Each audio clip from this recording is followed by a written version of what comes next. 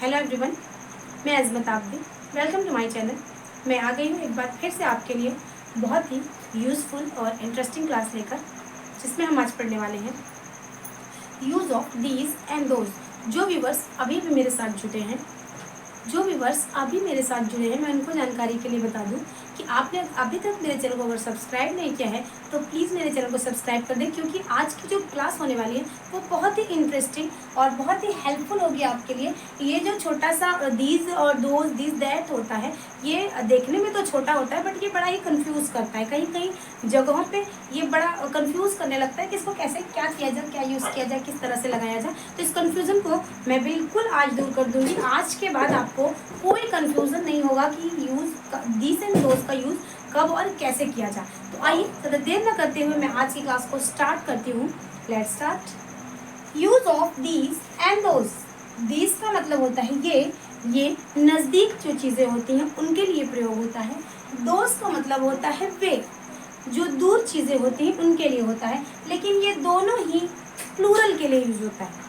जिस प्रकार this and that मैंने बताया था वो सिंगुलर नंबर के लिए यूज होता है और ये प्लूरल के लिए होता है। मैं बेसिक स्टूडेंट्स को बता दूं, बेसिक पढ़ने वाले जो स्टूडेंट्स हैं मेरे, मैं उनको बताते चलूँ कि सिंगुलर और प्लूरल जो होता है वो एक वचन और बहुवचन होता है। सिंगुलर जो होता है वो सिर्फ एक वचन होता है, चाहे वो व्यक्ति हो या सामान हो या कोई एनिमल हो, वो सिर्फ एक होता है। एंड प्लूरल में दो या दो से अधिक हो सकते हैं, दो भी हो सकते। अगर एक से दो हो गए तो वो प्लूरल हो गए, या दो से अब अधिक है, तीन चार पाँच जितने भी हैं तो वो सारे के सारे प्लूरल में आएंगे। तो आपको सिंगुलर एंड प्लूरल में कंफ्यूजन नहीं होना चाहिए।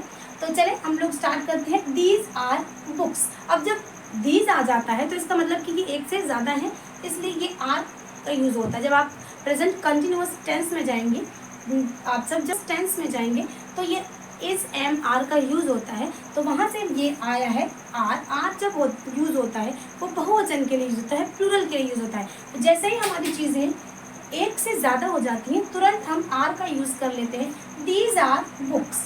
ये पुस्तकें हैं। In the sense of those are books.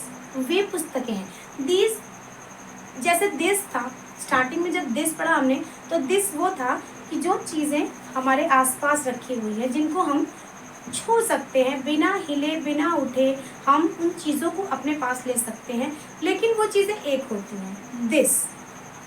And वो चीज़ें अगर एक से अधिक हो गई, जैसे दो पेन मेरे पास रखी है, तो चीज़ वही, कंडीशन वही है कि वो चीज़ें मेरे आसपास ही हैं। मैं बिना उठे बिना कहीं गए उन चीज़ों को टच कर सकती हूँ, ले सकती हूँ, उनको यहाँ से वहाँ कर सकती हूँ। लेकिन वो संख्या में बढ़ गई, एक से दो हो गई या दो से चार भी हो सकती हैं। तो इस सेंस में दीज आर बुक्स, वे पुस्तकें हैं, सॉरी ये पुस्तकें हैं। तो जो वो मेरे नज़दीक ही हैं लेकिन एक से अधिक है, तो वहाँ पे दीज आर बुक्स हो जाएगा। एंड वही चीज़ें जो मुझसे दूर हो गई, जिनको मैं अपने हाथों से एक जगह रहकर छू नहीं सकती, ले नहीं सकती, वो चीज़ें हमसे दूर हो जाती हैं, तो वो चीज़ें दोज हो जाती हैं। कोई भी चीज़ हो। These are pens. ये कलम हैं, एक नहीं है, दो है, चार है, छः, जितनी भी हो सकती हैं, ये कलम है। लेकिन ये क्या है, मेरे नज़दीक है। दीज आर पेन्स, ये कलम है। दोज आर पेन्स, वे कलम है। यानी कि संख्या उतनी ही है बट वो क्या है, मुझसे दूर है। दीज आर कैट्स, ये बिल्लियाँ हैं। दोज आर कैट्स, वे बिल्लियाँ हैं। दीज आर एप्पल्स, ये एप्पल्स हैं। दोज आर एप्पल्स, वे एप्पल्स हैं। दीज आर बैट्स, ये बैट्स हैं। दोज आर बैट्स, वे बैट्स हैं, यानी वो मुझसे दूरी पर हैं। दीज आर कार्स, ये कार हैं। दोज आर कार्स, वे कार हैं। दीज आर किड्स, ये बच्चे हैं। दोज आर किड्स, वे बच्चे हैं। दीज आर बैग्स, ये थैले हैं। दोज आर बैग्स, वे थैले हैं। और नेक्स्ट है दीज आर एनिमल्स, ये जानवर हैं। अगला जो है दोज आर एनिमल्स, वे जानवर हैं। दीज आर ऑरेंजेस, ये संतरे हैं, ये संतरे हैं। बट दोज के सेंस में दोज आर ऑरेंजेस, वे संतरे हैं, वो मुझसे थोड़ी दूरी पे है। दीज आर बॉक्सेस, ये बॉक्सेस हैं, ये बॉक्स हैं, ये डब्बे हैं। दोज आर बॉक्सेस, वे डब्बे हैं। तो ये आपका था, इस मैंने ये इंडिकेट कर दिया है प्लूरल, चूंकि ये भी प्लूरल होता है और ये भी दोनों प्लूरल के सेंस में यूज होते हैं। दीज का मतलब ये होता है और दोस्त का मतलब वे होता है। तो मैंने आपको दीज एंड दोस्त का कंफ्यूजन बिल्कुल दूर कर दिया। तो आप इन सेंटेंस को बिल्कुल रीड करें, पढ़ें, इनको बार बार लिखें और इनसे नए नए सेंटेंस बनाएं। जब तक आप खुद अपने आप सेंटेंस का फॉर्मेशन नहीं करेंगे उतब तक आप रट के कोई चीज़ नहीं सीख पाएंगे। मैं अभी अपने सारे व्यूवर्स से कहना चाहूँगी कि आप मेरी क्लास को देखें और देखने के बाद आप प्रैक्टिस क्या करें मेरे सेंटेंस की। इसके अलावा इन्हीं सेंटेंसेस में आप अपने नए नए सेंटेंसेस जोड़ेंगे, तभी आप सक्सेस बहुत जल्दी होंगे, वरना बहुत टाइम लगेगा। तो आपके जो वर्ड पावर में जो आपको चीज़ें मैंने बताई थी वो सारी चीज़ें आप देख रहे हैं एक एक करके यहाँ पे यूज़ हो रही हैं। तो ये है these and those. Simple sentence थे, अब थोड़े कॉम्प्लेक्स सेंटेंस मैं बना देती हूँ। दीज ये, दोज वे। दीज बॉयज आर स्मार्ट, ये बॉयज ये लड़के स्मार्ट हैं। Those boys are smart, those boys are smart, वे लड़के स्मार्ट हैं।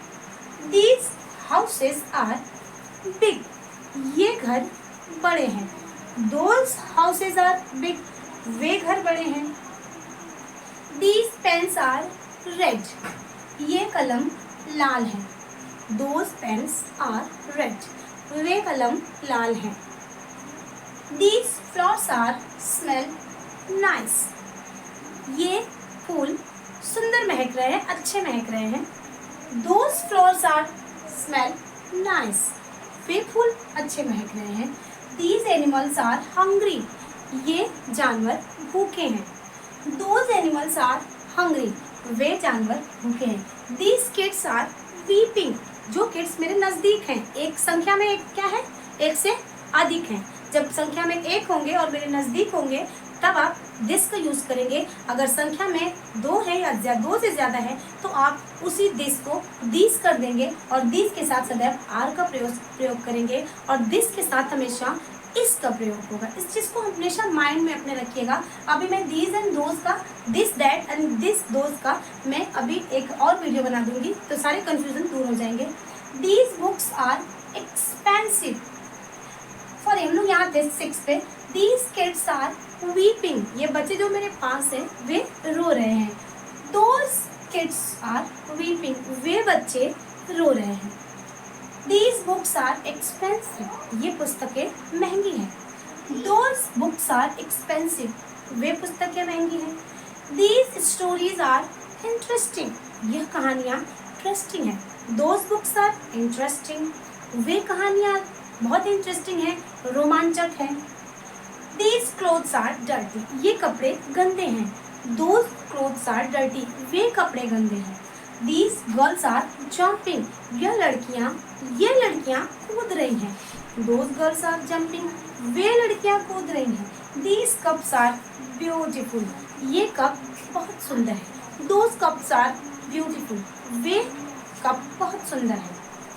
These horses are white, ये घोड़े बहुत सफ़ेद हैं। ये घोड़े बिल्कुल सफ़ेद हैं या यह घोड़े सफ़ेद हैं।